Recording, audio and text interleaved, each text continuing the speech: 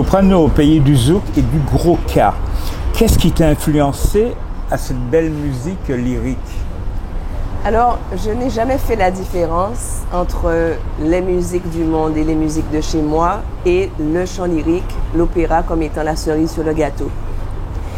Et je pourrais même dire que j'œuvre depuis plus de 30 ans, tant pour la démocratisation du chant lyrique, pour la rendre populaire, pour la rendre accessible à tous, que pour déconstruire cette idée que l'on a qu'il y a le chant lyrique, la musique classique au-dessus de tout et le reste vient après.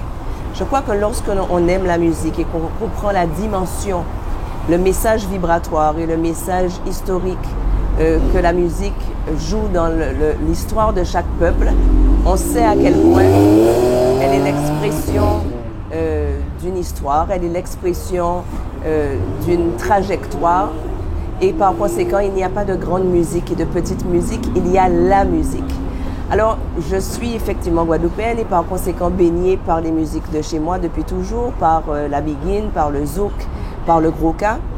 Il n'empêche que j'ai été très jeune, passionnée par le chant lyrique, par l'opéra, que je découvre de manière fortuite, puisque je grandis dans une famille où l'on n'écoutait pas ce type de musique-là. Donc, je ne suis pas née dedans. Je ne suis pas tombée dedans, comme on dit, petite.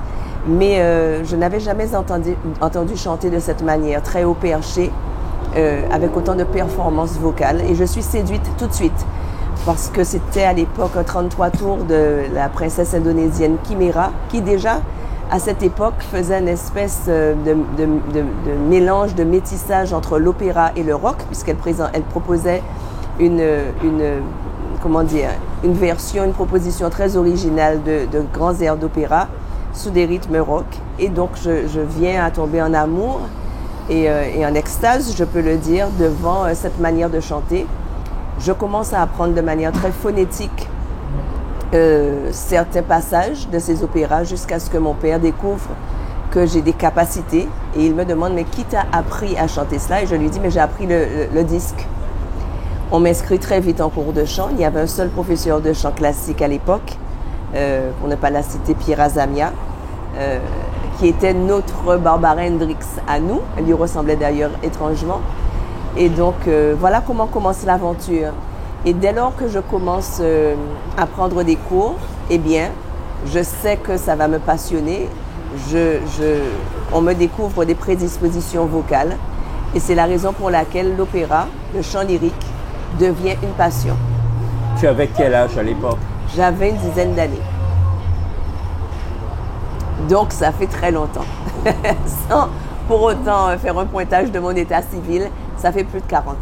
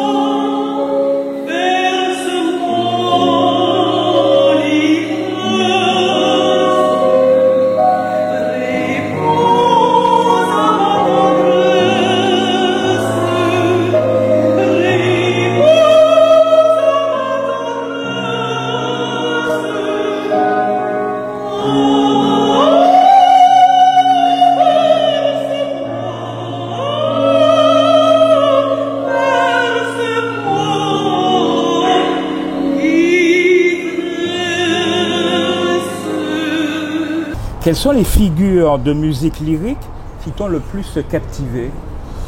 Alors, il faut dire que très vite, donc quand je commence à prendre des cours de chant, je m'intéresse évidemment aux grandes voix féminines de l'opéra. Barbara Hendricks, d'abord et en premier lieu, parce que comme je l'ai dit tout à l'heure, j'avais un professeur de chant qui lui ressemblait physiquement beaucoup et dans le timbre. Jessie Norman, et puis Maria Callas, le mythe, la grande Maria Callas. Et je commence à apprendre un peu la vie de ces femmes, à découvrir leur parcours. Et en fait, ça me fascine parce qu'elles semblent très inaccessibles. Et c'est comme si le chant lyrique, l'opéra, vous propulsait dans un univers à part. Et cela, je l'ai souvent expérimenté en tant qu'interprète, en tant que chanteuse, parce qu'il est vrai que dès lors que nous faisons l'écho de ce type de vibration, de ce type de notes très haut perchées, eh bien, très vite, on se rend compte qu'on devient le passeur d'émotions d'un univers qui est enchanteur et qui est très spirituel en réalité. Qu'aimes-tu comme autre musique? Je crois que j'aime pratiquement toutes les musiques. Bon, il y en a que j'aime moins que d'autres, c'est vrai, que je trouve un peu abrutissantes parce qu'elles ont des rythmiques répétitives et voilà. Mais je crois que j'aime un peu toutes les musiques. Je me suis, comme tous les jeunes de mon âge à l'adolescence, essayé à plusieurs autres musiques. En tant que Guadeloupéenne, j'ai chanté du zouk, évidemment, puisque je connaissais tous les titres de Kassav, de Zouk Machine, de Tania Saint-Val, de Joël Ursule, enfin, des artistes de chez nous qui nous faisaient rêver, évidemment. J'aime également beaucoup la soul music. J'aime bien la variété française. Il y a un répertoire de la variété française que j'aime beaucoup. Bon, j'ai la chance d'être bilingue de naissance parce que j'ai une grand-mère maternelle qui est anglophone, qui est de la Caraïbe anglophone d'Antigua et Barbuda. Donc, chanter en anglais, ça fait partie des choses que j'aime beaucoup également. Y a-t-il une personne que tu aurais aimé chanter avec en duo? Oh là là, il y en a beaucoup. Je ne sais pas pourquoi, comme ça me vient tout de suite. J'aurais beaucoup aimé chanter avec Sting. J'aime beaucoup ses compositions. Avec Phil Collins, à l'époque. De la Caraïbe, j'aurais adoré chanter avec Mighty Sparrow. Voilà, c'est pas de ma génération, mais ça a bercé mon enfance quand j'allais à Antigua et où j'entendais ce calypso intemporel, je peux dire.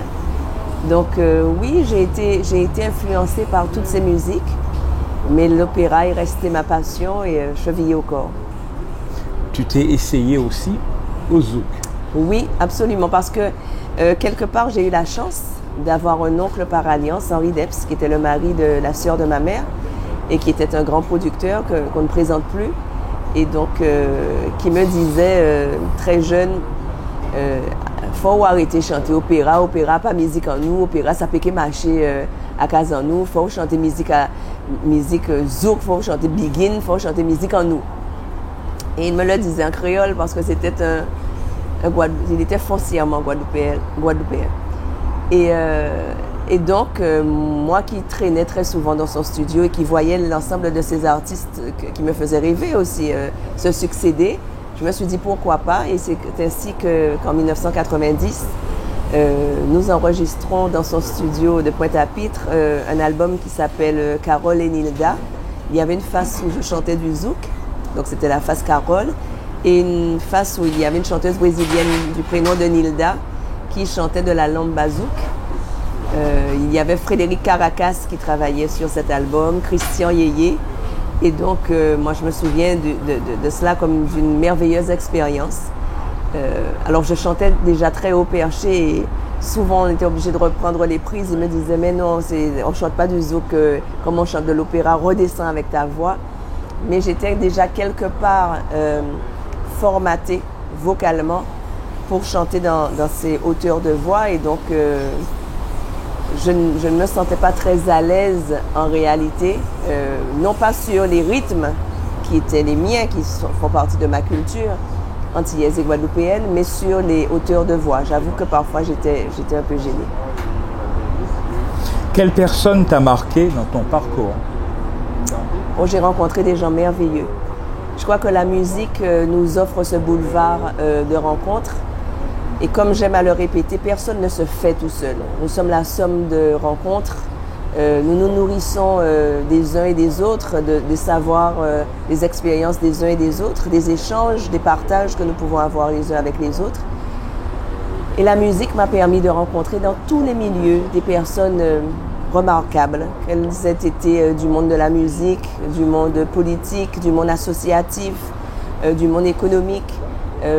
J'ai vraiment fait de belles rencontres, mais je dois dire que je suis de nature à être impressionnée par les héros de tous les jours, pas les héros de un jour. Parce qu'il y a beaucoup de personnes qui font des choses remarquables, mais qui les font une fois et dont l'histoire retiendra le nom à tout jamais. Mais je suis très impressionnée par les... Tu peux m'en citer 2 ou 3? Bien, par exemple, Nelson Mandela. Moi, j'aurais adoré rencontrer Nelson Mandela. Son discours m'a beaucoup de résilience, m'a beaucoup impressionné. Parce que vous savez, c'est très facile de s'adonner à des sentiments à la portée de tous. La haine, la revanche, la guerre, tout cela est en nous. Et tout cela est très, très accessible en nous. La résilience, le pardon, la hauteur, la construction, ça, ce sont des choses qui se travaillent, qui vont se chercher et qui se... Comment dire? Ce n'est pas à la portée de tous, même si ça fait partie des choses que nous pouvons tous développer, mais c'est le fruit d'un long cheminement. Et ce sont ces gens-là, moi, qui m'impressionnent, parce qu'ils ont su, à un moment donné, embrasser des causes qui étaient plus grandes que leur propre histoire singulière. Et par exemple, cet homme qui a embrassé la cause d'un peuple. Et quand la pensée est grande, quand le chemin est grand, il est universel. Donc son discours nous parle à tout un chacun. Je pense à Simone Veil également. C'est une femme qui m'a beaucoup inspirée. C'est une femme que j'aurais aimé rencontrer. J'ai écouté tous ses discours. Pas seulement sur une période sombre de l'histoire, mais sur le fait qu'elle ait fait de chacun de ses combats, de son parcours difficile et même traumatisant, des forces. Et moi, ce sont ces gens-là qui m'inspirent. Voilà. En dehors de ta musique, quelles sont tes passions? Alors, l'une de mes passions favorites, c'est l'écriture. J'aimerais beaucoup un jour pouvoir écrire, raconter des choses, pas seulement sur mon vécu, quoique je suis le mélange de cultures très différentes et pourtant je suis guadeloupéenne.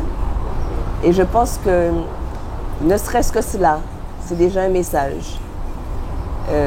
D'être habité par plusieurs cultures tout en étant à l'aise, rectiligne et verticale dans sa culture. Je suis née quelque part, j'ai grandi dans un peuple et cette culture-là est la mienne, bien que bercée par des origines diverses. Et je pense que ça seulement c'est déjà un message. Donc expliquer cela aux gens, qu'au fond on est le fruit de notre culture, plus que de notre savoir, plus que de notre instruction. C'est le fondement même de l'individu. Et c'est la raison pour laquelle je martèle souvent qu'il n'y a pas de peuple sans culture et que la culture ne doit pas être relayée au dernier plan, mais être un phare dans le cadre du développement d'un pays et de son essor. Voilà. Mais écrire également sur l'immigration, sur l'intégration. Vous savez, du côté de mon père comme du côté de ma mère, je suis issue de l'immigration. Je suis la 3e génération à être guadeloupéenne et fière de l'être. Mais je porte en moi indéniablement les gènes de l'exode. Et raconter un petit peu ce que c'est que d'être un Guadeloupéen en 2025, 3e génération, baigné par des cultures diverses. Et comment est-ce que la musique a contribué très largement à mon intégration profonde dans ma culture. Je pense qu'il y a beaucoup de sujets à développer là-dessus. Donc oui, j'ai une autre passion que la musique, c'est l'écriture. Et tu aimes lire qui? Alors j'aime beaucoup lire d'abord les femmes. J'avoue que je suis fascinée. Pourtant, j'ai adoré mon père. J'ai un frère, j'ai un mari, j'ai un fils, j'ai un seul enfant qui est un garçon. Mais les femmes de ma famille ont joué un rôle fondamental dans ma vie. Mes grands-mères, qui étaient de très fortes personnalités, ma grand-mère anglophone d'Antigua et Barbuda, mes tantes, et puis ma mère. Ma mère qui ne le savait pas, mais qui était une féministe avant l'heure, qui était une communiste. Vous imaginez avoir des idées communistes dans une famille bourgeoise, puisqu'elle est née dans une famille bourgeoise. Elle était un petit extraterrestre, mais elle m'a transmis cette idée que je devais être un être indépendant et que je devais être un être qui avait d'abord la tête bien remplie. Et surtout peut-être parce que j'étais une femme. Elle n'avait pas eu accès au monde des études alors qu'elle voulait en faire. À l'époque, les filles, mais il fallait rester à la maison, c'est les garçons qui faisaient des études. Et donc, j'ai grandi aux côtés de cette femme qui avait, je le sais, des idées avant-gardistes et qui ne le savait elle-même même pas. Et donc, oui, les femmes m'ont beaucoup inspirée. Et donc, je lis beaucoup de femmes. Moi, mon rêve, ça serait que mon premier livre soit préfacé de Simone Schwarzbart, que je connais très bien. Ça serait un rêve pour moi. Voilà. Je le lui dis d'ailleurs quand je la rencontre. Elle me dit, mais il faut écrire, écris. La musique, est-ce ton métier? Non. La musique, c'est ma passion.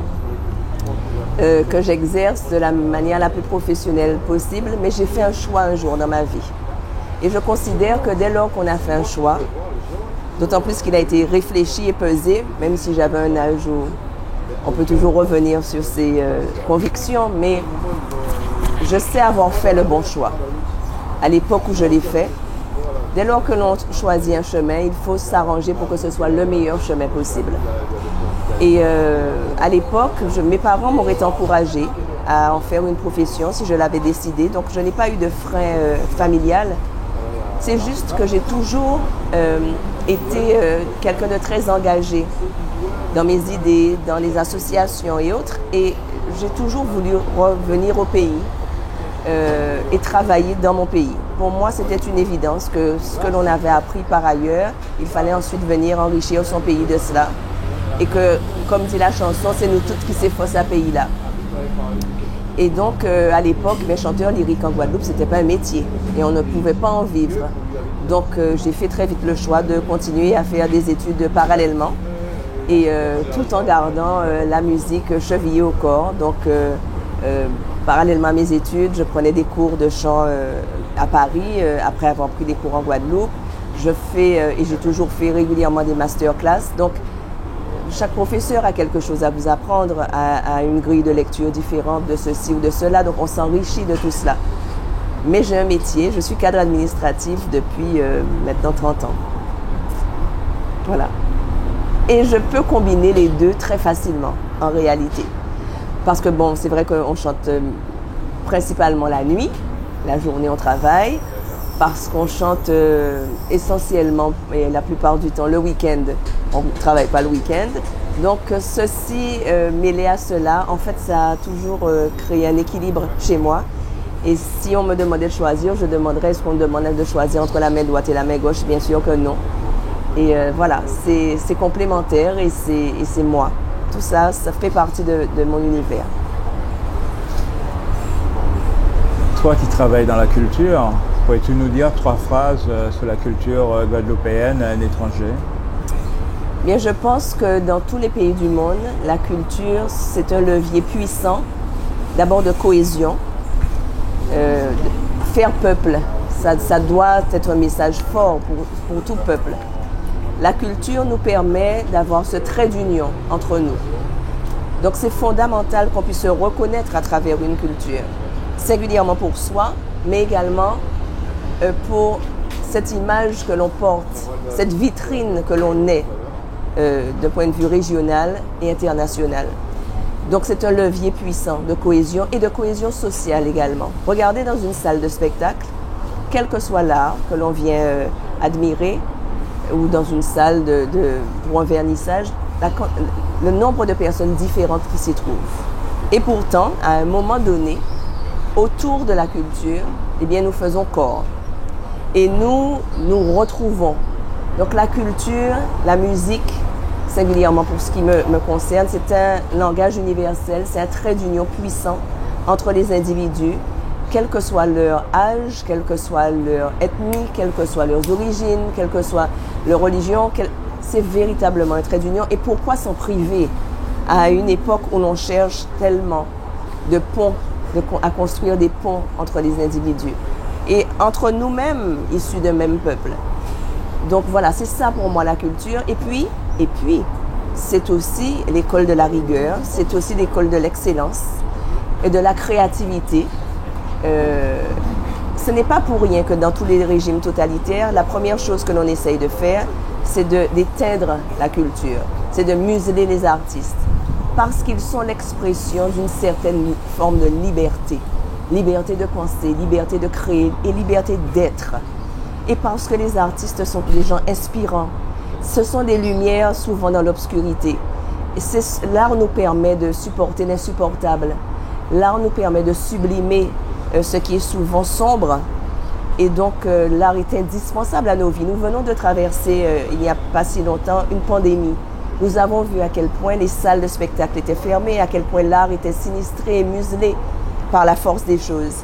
Et nous avons vu à quel point le monde était triste sans musique, sans expression artistique, sous toutes ses formes. L'art fait partie de ce que l'homme peut produire de plus beau.